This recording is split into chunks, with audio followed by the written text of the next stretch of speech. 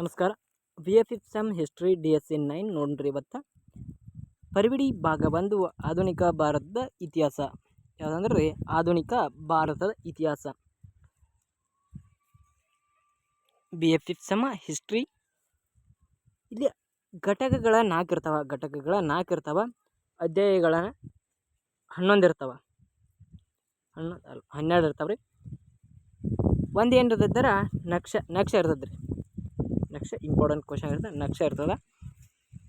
ಅದೇ ರೀತಿ ಪರಿವಿಡಿ ಸರಿಯಾಗಿ ಅರ್ಥ ಆತಂದ್ರೆ ಸಿಲೆಬಸ್ ಅರ್ಥ ಆಗ್ತದೆ ರೀ. ಏನ್ರಿ ಪರಿವಿಡಿ ಅರ್ಥ ಆದ್ರೆ ಸಿಲೆಬಸ್ ಅರ್ಥ ಆಗ್ತದೆ. ನೀವು ಮೊದಲು ಏನು ಮಾಡ್ಬೇಕಂದ್ರೆ ಪರಿವಿಡಿ ಸರಿಯಾಗಿ ಓದ್ಕೋಬೇಕು. ಪರಿವಿಡಿ ಸರಿಯಾಗಿ ಓದ್ಕೊಂಡ್ಮೇಲೆ ಸಿಲೆಬಸ್ ಸರಿಯಾಗಿ ಅರ್ಥ ಆದ್ರೆ ಅದರೊಳಗೆ ಯಾವ ವಿಷಯ ಐತಿ, ಯಾವ ವಿಷಯದ ಮೇಲೆ ಎಷ್ಟು ಅಂಕಕ್ಕೆ 10 ಅಂಕಕ್ಕೆ ಯಾವ ಕ್ವಶನ್ ಕೇಳ್ತಾನೆ, 5 ಅಂಕಕ್ಕೆ ಯಾವ ಕ್ವಶನ್ ಕೇಳ್ತಾನೆ ಎಂಬುದನ್ನು ನಿಮ್ಗೆ ಏನಾಗತ್ತಾರ ಸ್ಪಷ್ಟವಾಗ್ತದೆ. ಅದರಿಂದ ಮೊದಲು ಏನು ನೋಡ್ಬೇಕಂದ್ರೆ ಪರಿವಿಡಿ ನೋಡ್ಬೇಕು. ಪರಿವಿಡಿ ನೋಡ್ಕೊಂಡ ನಂತರ ಅಧ್ಯಾಯಗಳು ಬರ್ತಾವೆ. ಆ PDF ಅನ್ನು ನಿಮ್ಗೆ ಡಿಸ್ಕ್ರಿಪ್ಷನ್ ಲಿಂಕ್ ಕೊಟ್ಟಿದ್ದು ಪೂರ್ತಿ ಕಂಪ್ಲೀಟ್ ವಿಡಿಯೋ ನೋಡ್ಕೊರಿ. ನೋಡ್ಕೊಂಡ್ಮೇಲೆ ನಿಮ್ಗೆ ಕ್ಲಾರಿಟಿ ಸಿಗ್ತದೆ. ಅದೇ ರೀತಿ ನೀವೇನು ಮಾಡ್ಬೇಕಂದ್ರೆ ಪ್ರತಿ ಒಂದನ್ನು ಕಾನ್ಸೆಪ್ಟ್ ನಿಮ್ಗೆ ಕ್ಲಾಸ್ ಇರೋದ್ರಿಂದ ಸರ್ ಏನು ಮಾಡಿರ್ತಾರೆ ಅಂದ್ರೆ ಹೇಳ್ತಾರೆ ಈ ಟಾಪಿಕ್ನೆಲ್ಲ ಇವು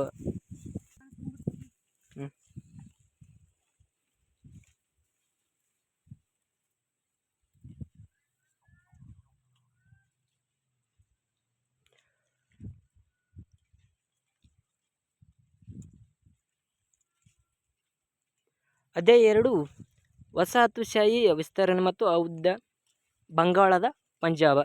ಇದರ ಮೇಲೆ ಒಂದು ಫಿಕ್ಸ್ ಕ್ವಶನ್ ಇರ್ತದೆ. ನೀವು ಸರಿಯಾಗಿ ಓದ್ಕೊಂಡೆ ಆಗಿದ್ದಲ್ಲಿ ಏನಾಕೈತೆ ಅಂದ್ರೆ ನಿಮ್ಗೆ ಸರಿಯಾದ ಇದು ಕ್ಲಾರಿಟಿ ಸಿಗ್ತದೆ. ಅದ್ರ ಮೇಲೆ ಯಾವ ಕ್ವಶನ್ ಕೇಳ್ರೆ ಆನ್ಸರ್ ಏನು ಬರಿಬೇಕೆಂಬುದನ್ನು ನಿಮ್ಗೆ ಕ್ಲಾರಿಟಿ ಇರ್ತದೆ. ಸರಿಯಾಗಿ ಕ್ಲಾಸ್ ಕೇಳ್ರಿ ಅಂದ್ರೆ ಸರಿಯಾಗಿ ಬರಿಬೋದು. ಆ ವಿಷಯದ ಮೇಲೆ ಬರ್ಬೋದು ರೀ. ನೆಕ್ಸ್ಟ್ ಒನ್ ಬಕ್ಸರ್ ಕಾಳಗ 1764.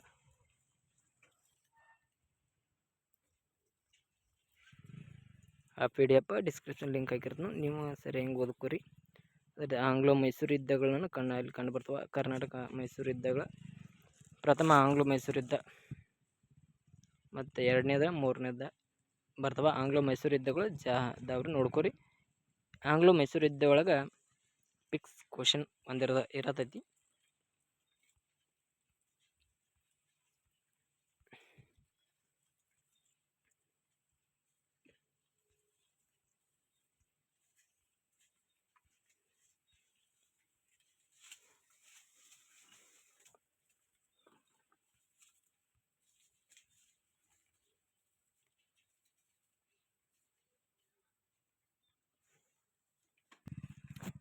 ಈ ಅಧ್ಯಾಯದಲ್ಲಿ ಈ ವಿಷಯದ ಪ್ರಕಾರ ಹಿಸ್ಟ್ರಿ ಒಳಗೆ ಏನಿರ್ತಾವೆ 10 ಮಾರ್ಕ್ಸ್ ಅದಕ್ಕೆ ಮೀಸಲಾತಿ ಇಡ್ತಾರಂದ್ರೆ ನಕ್ಷೆಗೆ 10 ಮಾರ್ಕ್ಸ್ ಇರ್ತಾರೆ.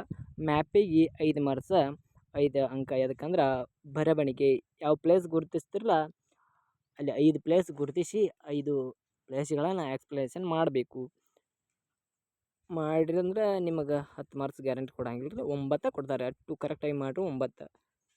ಅಷ್ಟು ಕ್ಲಾರಿಟಿ ಕರೆಕ್ಟ್ ಇತ್ತಂದ್ರೆ ಚಿತ್ಕಾಟ್ ಇರ್ಲಿಕ್ಕಾರ 10ಕ್ಕೆ 10 ಕೊಡ್ತಾರೆ ರೀ. ನೀವು ಸರಿಯಾಗಿ ಬರೆಯೋಕೆ ಪ್ರಯತ್ನ ಪಡ್ರಿ.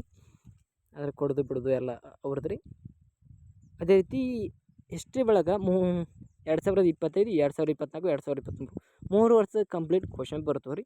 ಅದ್ರೊಳಗೆ ಯಾವ ರಿಪೀಟೆಡ್ ಕ್ವಶನ್ ಆಗ್ಯಾವ ಆ ರಿಪೀಟೆಡ್ ಕ್ವಶನ್ ಏನು ಮಾಡ್ಬೇಕು ರೀ, ರಿಪೀಟೆಡ್ ಕ್ವಶನ್ಗಳನ್ನು ಬರ್ಕೊಂಡು ನೀವು ಒಂದು ಓನ್ ಕ್ವಶನ್ ಪೇಪರ್ ರೆಡಿ ಮಾಡ್ಬೇಕು ರೀ. ಆ್ಯನ್ಯುವಲ್ ಎಕ್ಸಾಮ್ ಬರಿಬೇಕಂದ್ರೆ ಮೊದಲು ಏನು ಮಾಡ್ಬೇಕಂದ್ರೆ ನೀವು ಓನ್ ಕ್ವಶನ್ ಪೇಪರ್ ರೆಡಿ ಮಾಡ್ಬೇಕು. ಅದ್ರೊಳಗೆ ನಿಮ್ಗೆ ಗೆಸ್ ಹಾಕವ್ರಿ 3 ವರ್ಷ ಕ್ವಶನ್ ಪೇಪರ್ ನೋಡ್ರೆ ನಿಮ್ಗೆ ಗೆಸ್ ಹಾಕವ ಈ ಚಾಪ್ಟರ್ ಮೇಲೆ ಇದೇ ಕ್ವಶನ್ ಬಂದತ್ತ, ಇನ್ನು ಮುಂದಿನ ಎಕ್ಸಾಮ್ಗೂ ಇವಂತೂ ಫಿಕ್ಸ್ ಇರ್ತಾವ ಎಂಬುದನ್ನು ಕಂಪ್ಲೀಟ್ 60 ಮಾರ್ಕ್ಸ್ ಕವರ್ ಆಗ್ತದೆ. ಸ್ಕೋರ್ ಮಾಡೋರಿಗೆ ಭಾರಿ ಹೆಲ್ಪ್ಫುಲ್ ಐತಿ. ಜಸ್ಟ್ ಪಾಸ್ ಆದವ್ರಿಗೆ ಎಷ್ಟು ಮಾಡಿಡ್ರಿ, ನೀವು ಜಸ್ಟ್ ಪಾಸ್ ಹಾಕಿರಿ ಅದೇನಿಲ್ಲ ರೀ. ಸ್ಕೋರ್ ಮಾಡೋರಿಗೆ ಭಾರಿ ಹೆಲ್ಪ್ಫುಲ್ ಇದು ಕ್ವಶನ್ ಪೇಪರ್ ರೆಫರ್ ಮಾಡಿ ಅಲ್ಲಿ ಹೋಗಿ ಬರೀದ್ರಿ. ಬರೀ 3 ವರ್ಷ ಕ್ವಶನ್ ಪೇಪರ್ ನೀವು ಕರೆಕ್ಟಾಗಿ ರೆಫರ್ ಮಾಡಿದ್ದೆ ಆದಲ್ಲಿ ಏನಾಕತ್ತೆ ಅಂದ್ರೆ ನಿಮ್ಗೆ ಒಂದು ಗ್ರಿಪ್ ಸಿಗ್ತದೆ. ಆ ಎಕ್ಸಾಮ್ಗಳು ಒಂದು ಗ್ರಿಪ್ ಸಿಗ್ತಾರೆ. ಗ್ರಿಪ್ ಸಿಗ್ತದೆ. ನೀವು ಅಲ್ಲೋ ನಾ ಅಷ್ಟು ಓದೀನಿ ಅಷ್ಟೂ ಆನ್ಸರ್ ಮಾಡಬಲ್ಲೆ ಎಂಬುದನ್ನು ಕ್ಲಾರಿಟಿ ಸಿಗ್ತದೆ. ಕರೆಕ್ಟಾಗಿ ಮಾಡ್ಬೋದು ಎಂಬುದನ್ನು ಸಿಗ್ತದೆ. ಅವಾಗ ಏನು ಮಾಡ್ಬೇಕಂದ್ರೆ ನೀವು ಆರಾಮ ಎಕ್ಸಾಮ್ ಮುಗಿಸಿ ಹೊರಗೆ ಬರ್ಬೋದು. ನಿಮ್ಗೆ ಎಷ್ಟು ಮ್ಯಾಕ್ಸಿಮಮ್ ಮಾರ್ಕ್ಸ್ ಬೀಳ್ತಾವಂದು ನಿಮ್ಗೆ ಅಲ್ಲಿ ಕನ್ಫರ್ಮ್ ಆಗ್ತದೆ. ಅಷ್ಟು ಮಾಡಿರಿ. Thank you all. ಹಾಗೆ ನಮ್ಮ ಚಾನಲ್ ಸಬ್ಸ್ಕ್ರೈಬ್ ಮಾಡಿರಿ, ಹಾಗೆ ಸಪೋರ್ಟ್ ಮಾಡಿರಿ. ನೋಟ್ಸ್ ಬೇಕಾದ್ರೆ ಡಿಸ್ಕ್ರಿಪ್ಷನ್ ಲಿಂಕ್ ಒಳಗೆ ಹಾಕಿರ್ತೀನಿ. ಟೆಲಿಗ್ರಾಮ್ ಲಿಂಕ್ ಇರ್ತದೆ, ಜಾಯ್ನ್ ಆಗಿರಿ. ಅದೇ ರೀತಿ ವಾಟ್ಸಪ್ ಗ್ರೂಪ್ ಐತಿ, ಜಾಯ್ನ್ ಆಗಿರಿ.